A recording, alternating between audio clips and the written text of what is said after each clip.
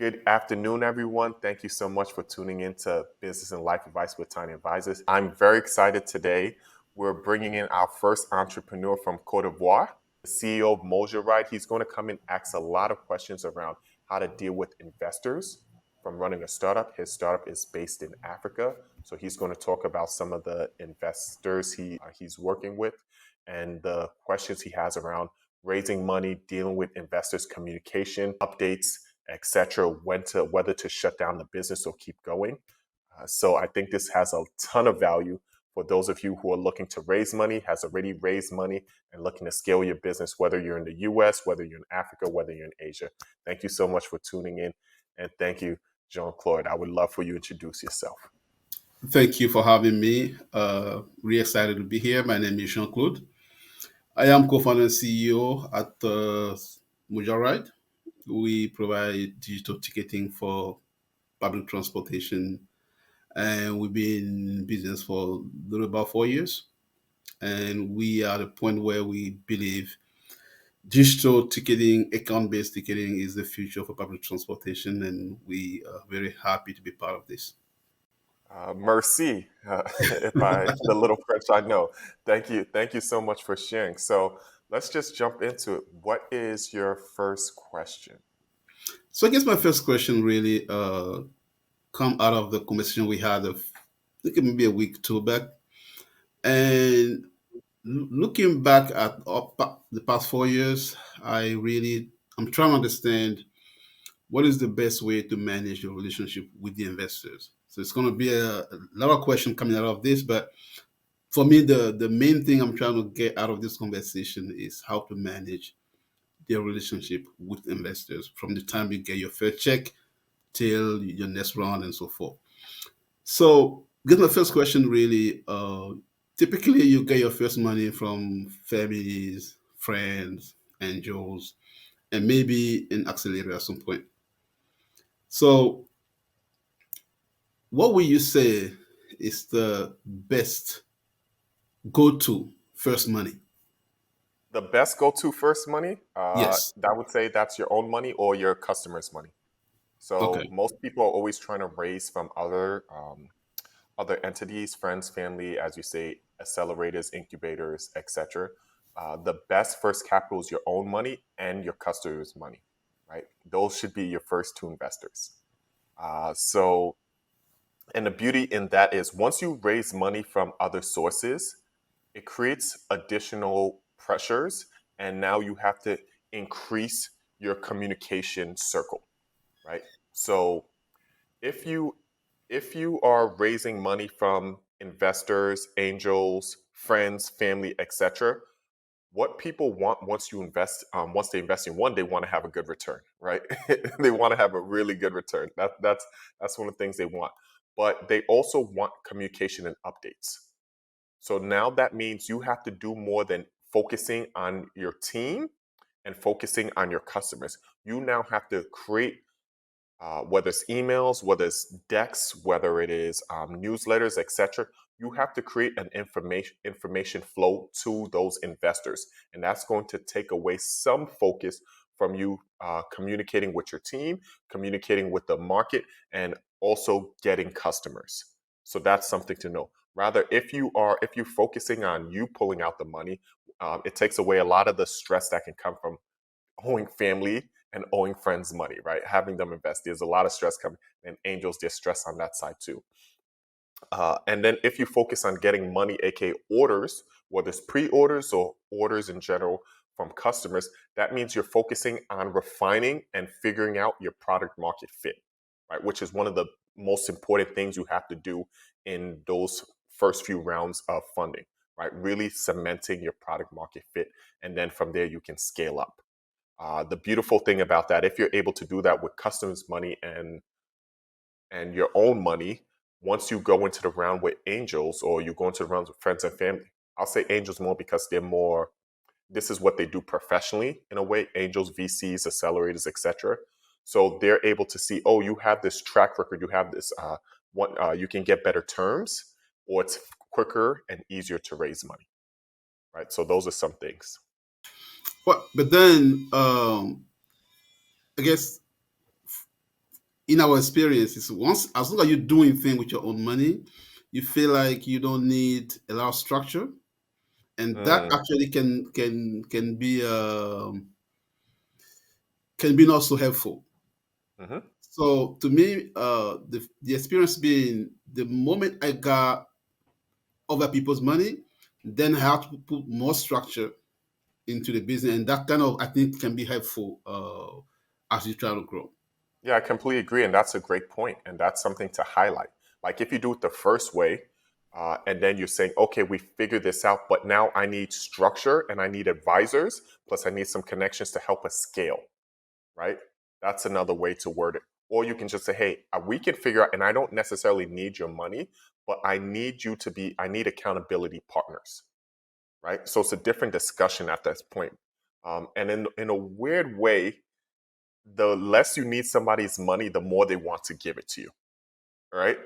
The more they want to give it to you. So it's somebody say you ask for money, you get advice. You ask for advice, you get money twice, right? So when you go in and you approach it from that standpoint, say, okay, I want it because I need your advice. I need this structure. I need accountability partners that can actually also streamline and fast forward your raising efforts. Don't get me; it's a very tough climate to raise money now, 2024, even the back end of 2023. But these are things that can make the process a bit easier. Speaking of advisors, because I guess I'm going to jump ahead a little bit on that.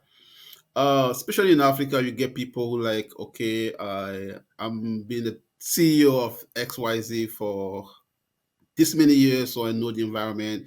I can help you get to XYZ, and you need to give me X equity in your company. And most of the time, I think this means some looking back, I'm a little uncomfortable with some of it.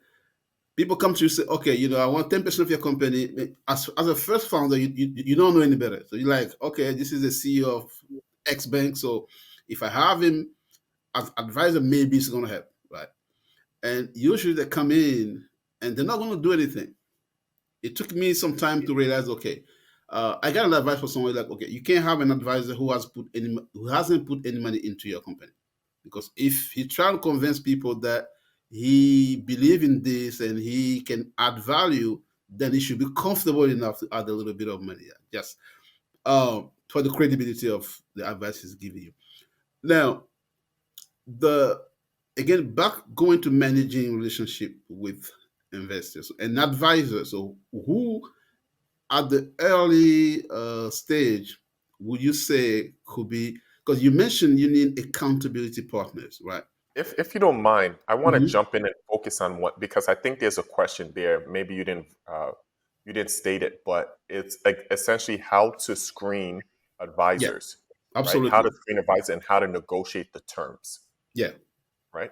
Yes. So, how to screen advisors and how to negotiate the terms. One of the things, and it's tough for first time founders because you don't have enough of the network already set up. But if somebody's coming in and they're saying they're going to do XYZ for percentage, legally, what I would do is I would set it up where they don't get this. It's just like a partner cliff, right? You partner or you bring on employees. Hey, there's a 1 year cliff, meaning nothing vests until after 1 year, right? 2 year cliff, 3 year cliff, 4 year cliff, etc. And if person doesn't make it to those milestones, time wise, it does not vest, right? They don't get the equity, and that can help you see whether this person's adding value. Or secondarily, if you don't want to make it a time cliff, you can make it contingent on, and this depends on your local country's laws, right? I'm not familiar with the laws of Cote d'Ivoire. That's not in my wheelhouse. You can make that vesting or them being granted equity contingent on them getting you to a certain point in the business, saying, hey, you said you'll introduce us to this people. If we get the sale, you get 2% equity. If the sale leads to $1 million, you get 5% equity. So that's how I would structure it legally if you're doing that. The second point to that is, because you can't just rely on the legal point. Second point is that, and first, it's hard, uh, but asking them, hey, what other companies have you worked with in the past? So you can go do referral checks, reference checks, same things you do for your employees, your staff. Hey, did this person came up? Did they actually add value, right? And try to get. Don't do this in writing, because especially if it's a powerful person, somebody may not want to say something, right? Whether it's coffee, lunch, etc. Go and reach out and talk to them. And if this person is reputable, they should be willing to give you those those references that you can go and check out. Or you should be able to go and look through their background and find out. Because if they're talking to you, and people love talking about themselves, a lot of people, especially people high up, right? Depending on who the person. So maybe they'll start saying these things on your own. So they don't even know who you went to reach out to. And you can go and ask them, say, hey, I heard this person mention that they worked with you. They don't know I'm reaching out to you. And I'll keep anything you say to me confidential, but we're considering putting them on as advisor and granting them some sweat equity or shares in order for them to help influence certain things in our business. Did you do that? And if so, would you recommend that I do that, or do you think I should look in another direction? So again, with advisors, typically, what I'm saying, at some point, I got a little frustrated because I felt that the advisor didn't understand the situation I was in. That maybe this guy is used to working for huge corporation. Yes, he understands the topic, but he has not seen it from uh, a founder's perspective, like as an early stage company. I don't have. You asked me to build this. I don't have a team to do this overnight, and then so those kind of things. So, do you think when we try to evaluate the advisor, what should we look for? Does it matter? I mean, between the experience in corporate or in the field of expertise and the experience working with a startup or having even been a founder, what do you think will be the most important thing to look at? So, great question. I would say that what you want to, you start off with experience. Where is the experience? And is that experience applicable to you? Right? So if somebody's worked in corporate, especially when we say corporate, if they're working in a company that has more than 1,000 employees or even more than 500 employees, are they really going to understand the limitations and resources that you have to work with? Right? And if they can't understand it, regardless of how much experience they have, uh, is that is that gap in understanding going to be a fatal flaw to the advice they can give you? Right? If it is, then you have to find somebody else. Or you can say, hey, I'm going to utilize this person when we hit that stage where they can be very helpful. When you are at a 500-person stage company or you are at 1,000 people, then they can be very helpful because now you have resources and you have options that align with the advice they can give, right? Versus if you're in a more scrappy startup and you're at your first 10 employees, 5 employees, you kind of have to figure, I think, uh, having a mix is always good, but you need some people who have started that and gone through the value of going 0 to 1 or 1 to 10. And they can talk to you about, okay, these are some things to look at. Here, I know you're going to have these stresses where you have these capital constraints, you have these talent gaps, right? I know, hey, you don't have this thing. Or sometimes people on your team are demotivated because you had a really big loss, right? They can actually walk you because they've been on pain of that path. So looking at other people who started businesses and maybe those founders went on to scale up, but they're willing to talk with you because you're connected to somebody, they like your story, you have favor, etc. Um, a good resource for those types of people, finding them is through accelerators in your community, right? So accelerators that's gone through, you can go reach out, look at companies that scaled up and try to reach out that way. Other networks, you were going to say something? Okay, so for the sake of time, I want to get to accelerators and angels. Uh, so about a few days ago, I had a friend of mine who got accepted into an accelerator. And we were kind of trying to decide whether you go with the lawyers that the accelerator bring to you, or you try to get your own lawyer. Get your own lawyer. Get What? your own lawyer. Okay, elaborate on that a little bit. Get your own lawyer. What you never want, and lawyers, I don't know is if this accelerator is in the what country it's in, but typically you want to avoid lawyers with conflicts of interest, right?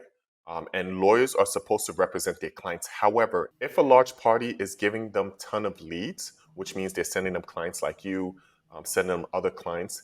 The issue is if they negotiate too hard, potentially that larger corporation, larger accelerator will not send them as many leads, right? Not send them as many leads. And that, even if somebody doesn't want to be influenced by, I'm not saying lawyers are influenced, but you just have to look at human nature.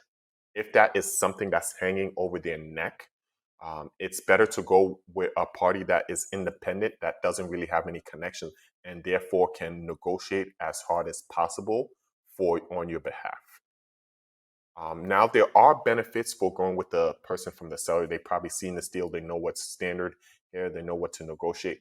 But you do have that underlying issue of conflict of interest and whether that's going to allow you to get the best deal possible. So what I'm saying is sometimes you may not have the money to afford a lawyer at that stage. So how do you manage that, or how do you suggest that founders go about this? So you don't have, depends where you are, right? It depends where you are. I would suggest if you really don't, figuring out a way to pay for it or barter for it. So maybe this is a situation where you say, hey, we don't have money, but we can grant you some shares in our company, some equity, or we will pay you along, we'll pay you in XYZ. We're going to get this money once we get accepted. We'll pay you after that, after this time frame, and we receive the money. Issues happen there if you say that there's another potential conflict of issue because they may want to push through the deal, because if the deal doesn't go through, they don't receive money. So that's another little thing to think about. Other things you possibly do. So, depending on what country you're in, what organization, you can possibly reach out to law schools in the area. I would say go to top law schools, figure out where is their business, if they have a business focus or business clinic, and see if some of the students and a professor will handle your negotiation, handle creating those term sheets for you. And this is great for them because they gain experience, real world experience doing that, right? They're still in school. So this could be a great thing for them to put on their CV, and also for the school to say they're helping out in the community. And so reaching out to schools. In the US, there are pro bono, meaning free services given out by law firms, especially major law firms, for people within certain categories and income levels. And that may be an option for you to reach out to these major law firms that have these pro bono services within the startup field or etc.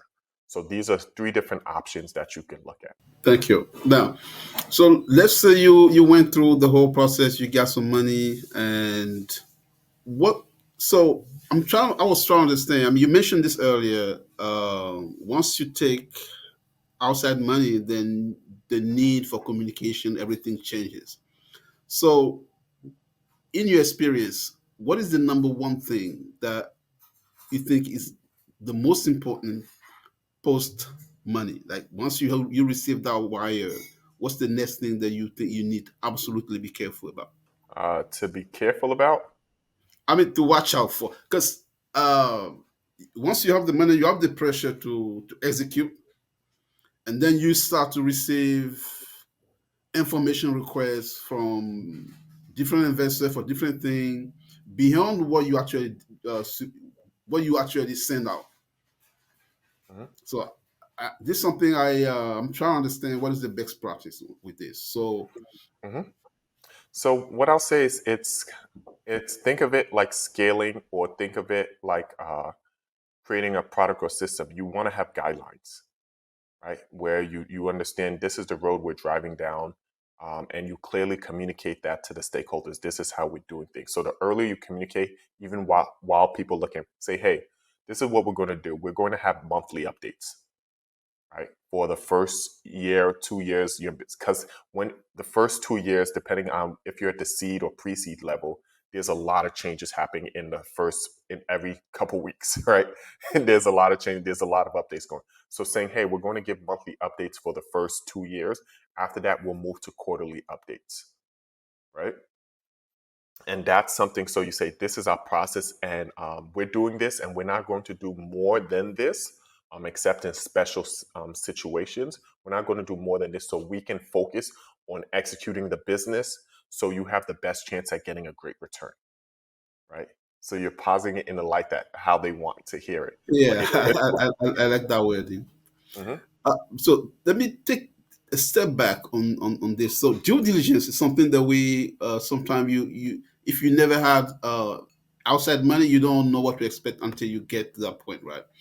So from I have seen from within the same round, two different investors asking for a level of due diligence that kind of like at some point I felt was becoming ridiculous.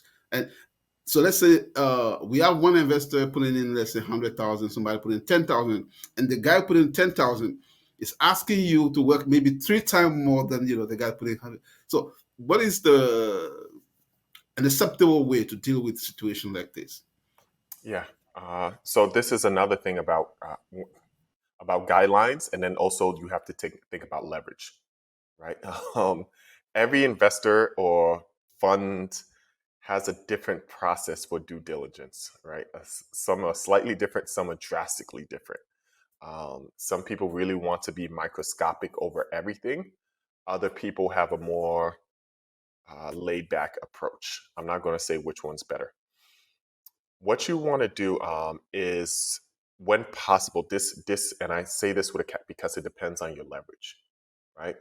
How much you need the money, what are your other options, your Okay. timeline, etc. I would say telling people, hey, we allow for this level of scrutiny dependent on how much you're investing. So having brackets say, hey, if you're investing under this cutoff, you can't ask us to do this extra level of work. It just doesn't make sense to us from this from this perspective. What we can give you is we can give you all the documents that we've created for people who are operating at a higher level, and you can take that. If you want something more customized, that's something that we just don't have the bandwidth to do and explore with any all the people who are coming in under this level, right? But I then see. that's a leverage game. The good thing is if somebody's investing more, at certain points you should be able to collate all the due diligence documents you did and be able to present them. Right? Say, hey, this is the bucket we put in a secure drive. Anybody who's thinking about investing, go and log into this folder. You can see it. You can go through for itself. We update this periodically. Okay, it's been up. The last it's been updated is at this date. Okay. So then I want to go back to this is a term I kind of learned a little late in the game, like investing your investors, like because at some point you realize, okay, this investor I should not have taken money from him because like we not line on anything beside the check we received, right? Uh, how do you deal with that? Like you realize this investor maybe wasn't the right investor for you, but early on you needed the money and you didn't really take time to look into all the investment thesis and how what's the best way to like yeah to address that? One, don't kick yourself too much over it because you were in a different space, right? Hindsight is 2020 looking back, right? So you don't want to kick yourself too much. What I would say is it really depends, and understanding what investors want. Some people invest because they really want to see things succeed. Some people invest because of ego, like they want to say, hey, I invested in this company, right? Some people invest because they really want to be involved in the startup process. Maybe they've never worked at, and this is their way. They see it as being involved in the startup process. And finally, some people invest. They want passive income.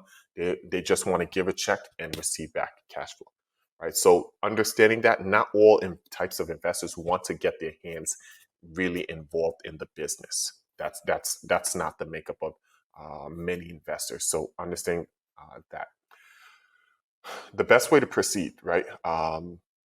If you really need them out, you have to find a way to buy them out, right? Or get them to transfer equity to somebody else, right? So maybe somebody else wants to increase their share position, and you can say, "Hey, we're not raising any more money right now, but possibly you can reach out to this investor and take over their interest." Right? So that could be a cleaner way for you to do that. Um, Okay.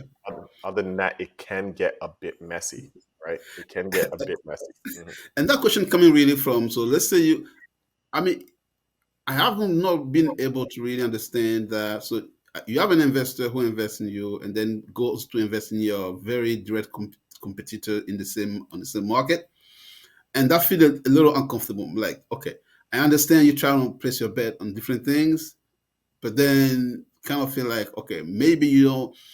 So I guess the question is, when you realize your investor doesn't believe in you anymore. So I guess that's how I took it. Like, Mhm. if you invested in me and then you invest in my very direct competitor on the same market, then that, to me, that tells me, okay, you don't believe in us anymore. So would it be proper to be like, okay, if you invest in the guy next to me, then you may, is there a way we can maybe buy you out, or Yeah, you can say that. You can say that. I don't necessarily know if you want to do that, but you can say that. You can always ask if somebody wants to be bought out. Uh, Let me not say always, depending on their emotional regulation level, because some people may just lash out, and you have to think about that and the damage that can happen from that. But there are respectful ways to say that. I would say also realize maybe they don't believe you. Maybe it's also hedging bets. Well, maybe you know this.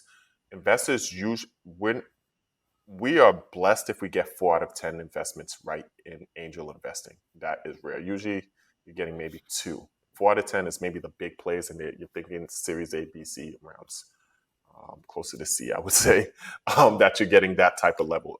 So if you're looking and you're getting maybe 1 out of 10 right or 1 out of 20 right, really right, then they have to play the game where they're putting more eggs in several buckets, and some of those buckets must be close to each other.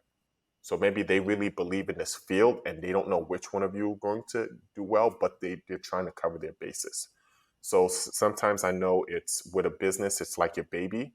And so somebody else is now going off and playing with another baby and say, this baby looks, maybe that's not what they just want to, they just kind of want to diversify a little bit. So that I might be mean, something that as well. yes, but the reason why this become kind of problematic is because we're discussing strategies, we share information with Mhm, you about what we're mhm, going to do, what we think the gap in the market is.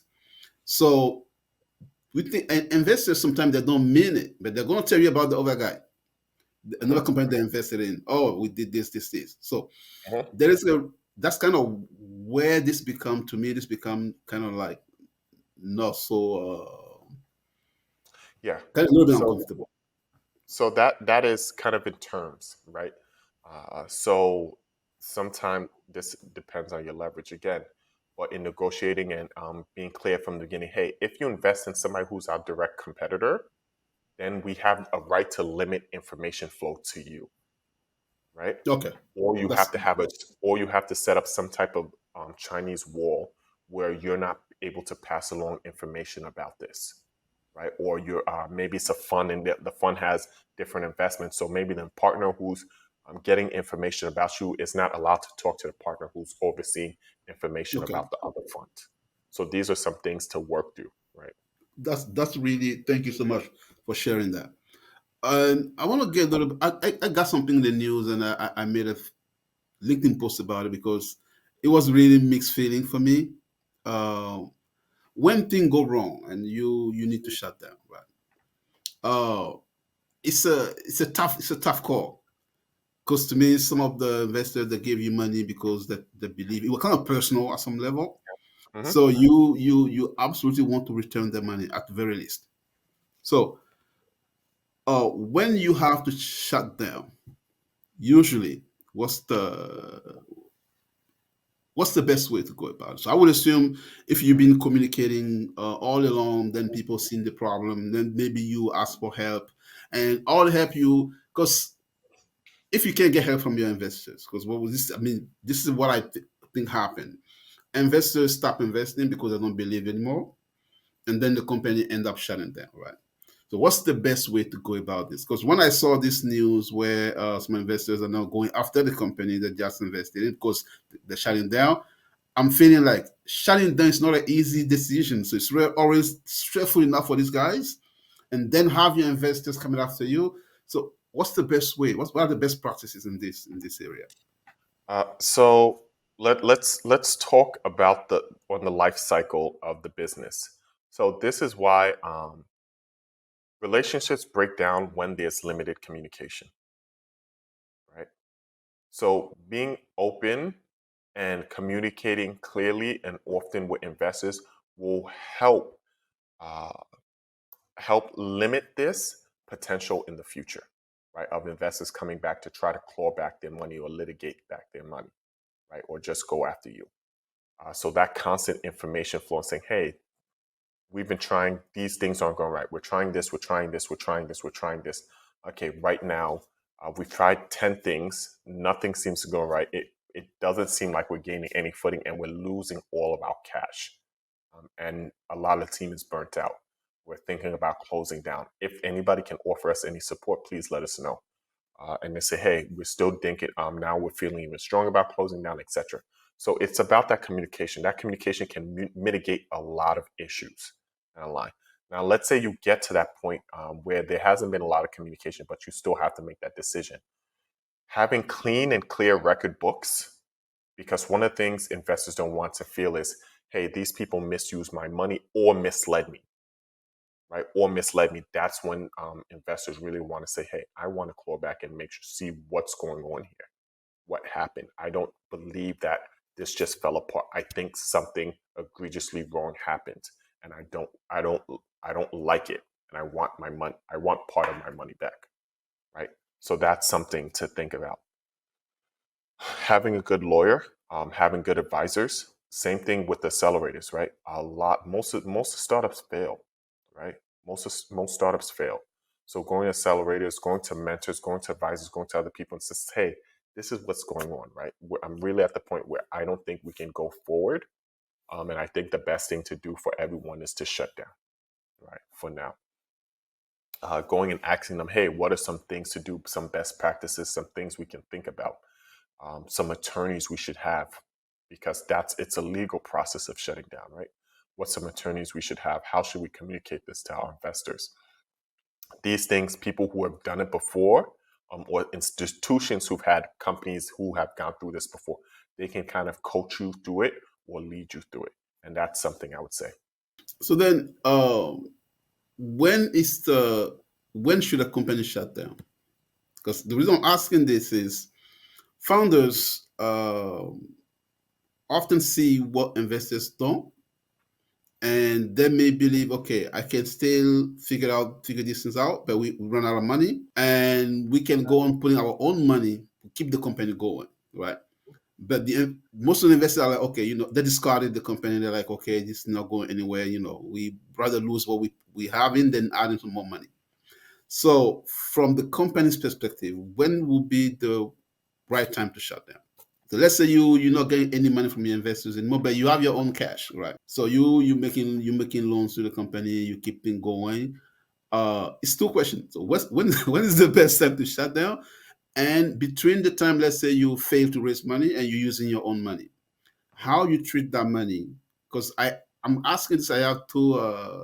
Let's stop there for now because I have a follow up question on this. Yeah, so that's a great question. I went through this myself, right, with my first company. I went through this myself. Had investors, and then I was now loaning the company money, Yeah. with the very little money I had or didn't have. And it comes down to several things. I think one of the major things is, have you made a good faith effort, right? Have you done all that you possibly can do to try to figure this out for the business? So that's number one. It's moral good faith. Have you done everything you can do? Two is, have you done everything you promised you would try to do for the company, right? To investors. So have you everything you say, hey, we're going to try to execute this? Have you gone after those things and attempted to correct, correct, not correct, have attempted to uh, Execute. make good on every promise that you Okay. had, right? Have you done that? Now, after you've done that, how many? It's now a question of how many iterations, or there's no form to me. There's no formula. How many iterations have you gone through trying to get this to work? Whether it's product market, whether it's scale, whatever, whether it's more fundraising. How many iterations have you gone through to try to make it work? And you're just constantly failing, and you're not really seeing enough movement in the correct direction, right? It's just this retraction, retraction, stagnation, retraction, right? So that's the question. Tied in with this, does it look like things will get better in the future? So if you're doing those three things and then you can't see a better future, right, and you keep on trying and you can't see a better future, then that's when it's time to say, okay, I'm going to pull the plug on this. Okay. So, what exactly, from an investor's perspective, when do investors stop? How would I put it? So you have an invest. So because when you raise in your next round, or when you're going to seek funding from a new investor, your previous investors matters a lot, right? If I'm asking you for money and none of my previous investors is investing, it's a red flag for everyone, right? Mhm. Um, what is the? I guess the question is usually it's come to why your investors are not investing in you, and then you come into us at this point, right? Um, what is the best way to manage this? Like we have angels. That's just my first one. We only have angels, right? And these guys that roll $5,000, $10,000 check, and then you try to raise at a valuation where they're not really comfortable investing at this point. What's the? How do you navigate this when you're talking to your next investor? To where it doesn't look like your investors are just not interested anymore. Well, it's a red flag. It's a big red flag. That's the honest answer. It's a big red flag because if the company is doing really well and the people who are in it believe they should be doubling up to whatever extent they can, right? Okay. Whatever extent they can, they should. Some people should be doubling up, and that is actually think about it. If you're on the other side and you're reading it, hey, how come the people who know this company the best are not reinvesting? That doesn't. Something must be wrong, right? So that's a big red flag. What would you the only redeeming thing, let me not say only, but one of the redeeming things that could possibly happen is if because people, especially angels, they may not be able to put in more money because things that are not related to the business, maybe they're having capital crisis, right? So they need those funds for something else. A family issue, something went wrong in their business, etc. So they would if they could, but they don't actually have the cash to invest anymore. So that's the one major story that makes sense. But other But than that, in it's mhm. Yeah. So then, in this case, it would be proper to get those angels to kind of vouch for you. So like, hey, yes, we want to do this, but this is beyond. Because I have a case where okay, the valuation you have now, it doesn't really make sense for me to invest at this valuation. Mhm. Yeah, and that is something that you can say, and they can possibly vouch for you. But if they're saying they don't want to invest at that valuation, that's also going to trigger the other people to say, "Hey, is your valuation off?" Right? Is your valuation off? Because your valuation is a factor of the milestones your business has hit and market demands, right? So depending on what metrics you've hit, that's creating part of the valuation, and also market demand, meaning how many investors are interested in putting money into this round, right? And if you don't have one or both sides of that equation, you have to, in my opinion, would have to rethink your valuation to get it to the right place. Whether that means you have a flat round, whether that means you have a down round, but those are some things that has to happen. I would also say many companies were overvalued in my opinion, the last 3 or 4 years, maybe even longer than that.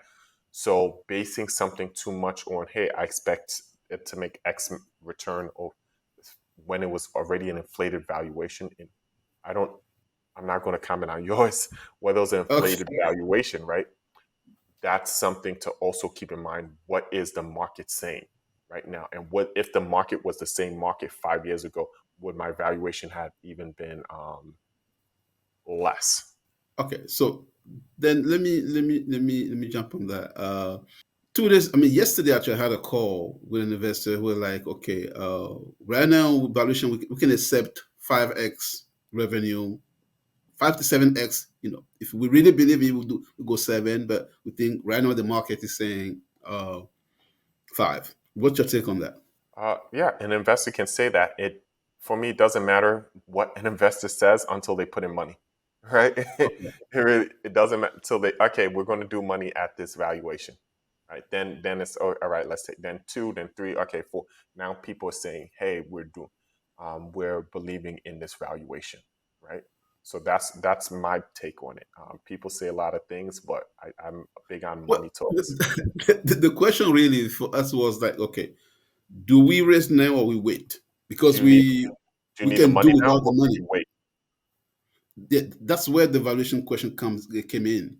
We were like, okay, if you think you right now the market is dictating 5x revenue, then probably we can wait because we can do without the money. Then Okay. we can go a little faster with the money, right? So we try to have that arbitrage at whether we raise or not. And the Okay. investor we're talking to basically saying, right now it's a tough market. That maybe, if you don't need the money that bad, maybe you need to wait a little bit.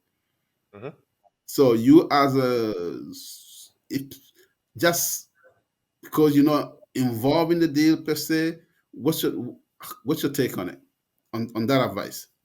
So you're looking at the question is really you're looking at whether you're devaluing yourself, right, by taking money now, or to me, whether you're devaluing yourself by taking money now versus taking money later. What if the market gives you more a higher multiple later, or are you giving up an opportunity to accelerate slash create an edge, and which is more important or which will be more valuable to the company, right? That's a very good point Yeah. because So we're looking at this like, okay, we can do without the money. Do we need to take it? And then we look, okay, there's an opportunity cost. If we take the money, we can get to X milestone faster than if we don't. But then we mhm, probably we're gonna do it ourselves a little more now, but we probably will grow faster. So this is something we've been trying to we're thinking through it, that we have not come up with a final answer yet. I want to kind of see from your experience, what's the best, which one worked best in the favor of the company who've been in similar situation. yeah, and you said it's the opportunity cost, right?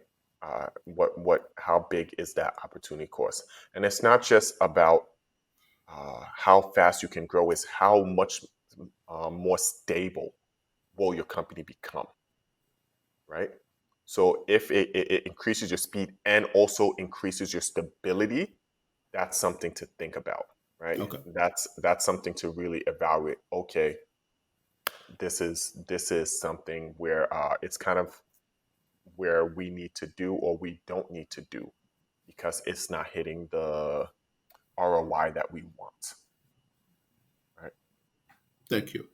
hmm I guess probably my last, not last question, but this is kind of going to the final questions a bit. How when the founder has a failed startup, right? Uh, how do you recover from it? Like, what's the process? So you have stopped the fail now. Like, what's the conversation between an investor and a founder who has just come out of a startup that failed?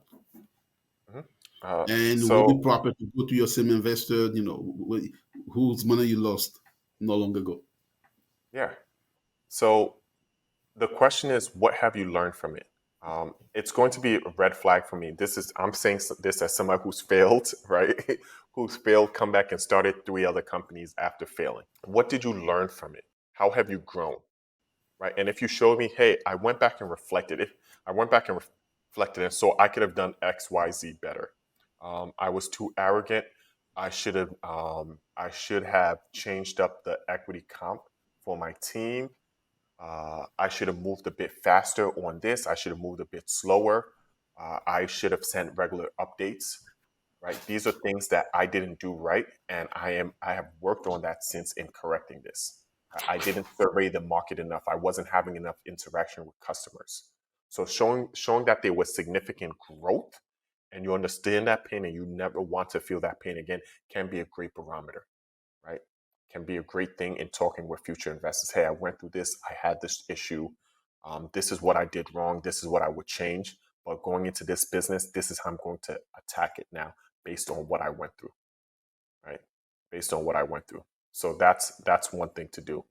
Two, going to you. This is why relationships and communication is so important. You should be able to go to your previous investors, even if you mess, because we know this is part and parcel of what happens, right? So if somebody has great character, we see they ran the business well, and we see they've grown, because part of the reason we invest in a company is because we believe in the founders, right, and the team, and we've seen they've grown, and we think they have a strong idea. We think they have the skill set to see. We're more likely to listen to it again, right?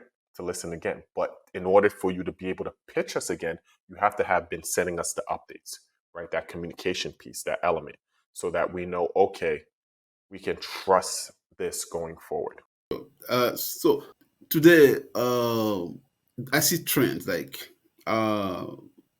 some at some point it was crypto, now today's AI, and then it's and investors. I mean, when I talk to investors, it's kind of like they're expecting you to somehow come up with some AI thing within what you're trying to do. And to me, I have already felt like the tools that you use, they're just tools to solve a problem, right? So if the problem if I drive a Tesla, I don't need to know how the motor works. I just see the car and I like it. Mhm. So to me, if I solve a problem, the problem solving is more important than the tools that I'm using to solve them, right? So, but I have the sense that investors from time to time have this thing that they're going after, and if you don't fit in that box, then the conversation kind of goes sideways, right? Mhm. How do you address this? What's the So that's best way? We focus on problem, and investor comes focusing on technology and tools of the moment. that's a great point. And remember, investors are people, right? People with some money. That's what we, right? Investors are. So in understanding that, knowing that sometimes they get caught up in fads, sometimes they get caught up in things that are trending, sometimes they get caught up in things that are hot, or sometimes those investors have other people who've poured money into them and given them a directive: only invest in this, and that, right? So being very clear on what is your problem, and one of the ways you think, or the initial way you're trying to solve it, and communicating that clearly, I think with a good story can cut through that noise. A lot of investors have gone after AI, gone after crypto, and just have gotten, I don't want to say wiped out, but lost those many investments based on that. So getting caught up in the hype. So understanding how to differentiate yourself, say, hey, we will be looking at all these AI tools if necessary, and implementing anything that will work and make our business run. But we are not going to just try to sell you that this is an AI company, or this is a cryptocurrency or NFT company. We are trying to solve a real problem here in these markets with this potential solution. We will add on anything that realistically works, and we'll test different ways to do it. But this is what we're trying to solve, right? And being very clear on that. It may seem like a harder message, but that's something that cuts through the clutter for people, in my opinion, who really want to invest in good businesses, good, super scalable businesses. So we're getting to the end. So I mean, I used to feel a little. I would say I won't say hold a grudge, but I used every time an investor said no, I'm like, okay, I'm going to prove them wrong or something. So how do you go back to investors who say no when you feel things are going right? When things are going right, so don't let your ego kill your business or your dream, right? Though- So there's people who like, I really don't want to let you in this deal because you didn't believe in me now. But what's more, right? What's more important, right? Succeeding, or spiting somebody, right? So if you need to do, just swallowing that ego, and it's that sacrifice we must make as CEOs, that sacrifice we must make as leaders is, hey, I can't just try to look right. I actually have to be right. And if that means I have to work with somebody who doubted me or shut the door in my face or said something terrible to me, in order to make sure the business does well and it succeeds, I must do that, right? And then the good thing is, at some point, if you keep making those decisions, then you'll finally eventually be at the point where you can really say no, right? Don't try to start saying no too early because that can really mess you up. Well, I mean, to me, it's not. I don't. This kind of it's not so much of an ego thing, but sometimes we run into a real issue of vision. Like we're building a company. This is what we think this is going to be. This is what we're trying to do, and we have this investor. Okay, I believe this is going to work, but we should basically build this thing for 3 years and then try to sell it. And we think there's a bigger play than trying to sell this in 2 3 years. So in choosing your investors, how do you assess whether you are aligned on the vision of the company, or is this something that can change along the way? Well, you by being honest and transparent and saying, "Hey, this is what I plan to do. This is how we plan to exit. This is how we plan to scale. This is our current plans. This is what I'm open to changing. This is what I'm not open to changing." Is that within your investment thesis, right? Is that something you can get behind? And being clear about that is also lets them know that you're very committed to it and that you're not just looking to take money from anyone, right? That you're not and it's harder. That part's a bit harder, but that also, in my opinion, increases commitment for those people who buy in because they're like, okay, this person is not just going to say anything to sell me. They really want the right partners, and that can mean all of us, not just me, because investors sometimes, if we all have to vote, we have to get along or we have to have the same vision to vote in similar ways, right? So now I can believe that, hey, these other parties that he's probably screened and brought in, they have similar beliefs. So we'll all be able to make the best decisions that are aligned with our vision and our goals for the company. Thank you so much. I mean, this is everything I wish I knew 4 years ago. So, I can really thank you. Okay, thank you more for this, and I really appreciate you having me and answer all my questions. I hope we can keep this recording. Our team, we're going to replay this again. Yeah, So yeah, thank you. This is really all I have today, and I hope we can still have an opportunity to ask you question again if we need to. But yeah, sure. I really, really appreciate the conversation. Yeah, it's my pleasure. Thank you for coming on and thank you for asking this. I think what you're doing and the questions you ask are what millions of entrepreneurs around the world are wondering, right? And going through. And the beauty in this and you coming on here is now they may have a leg up, right? So now they can say, okay, this is how I'll attack it, right, for the future. And hopefully in the future, we'll have other videos and other people asking questions that can help you out. So we're just continuously passing forward. So thank you so much for coming on. If you have anybody that you would recommend, please let them know to come on. Let them know to come on this podcast. Join it. We would love to. Absolutely. I will invite friends, people I know that may have a different question and looking at a Huh? different way. But this has been very, very helpful. Thank All you right. so much. It's my pleasure. It's my pleasure. Thank you, everybody, for watching. Please hit subscribe. This is Business and Life for the Tiny Advisors. Been a pleasure having this interview with Jean Claude from Moja Ride. Yeah. I have to make a disclaimer. I am an investor in the company, so I do have to make a disclaimer on that. But thank you so much for coming on and being straightforward with your questions. Thank you again. Have a great weekend.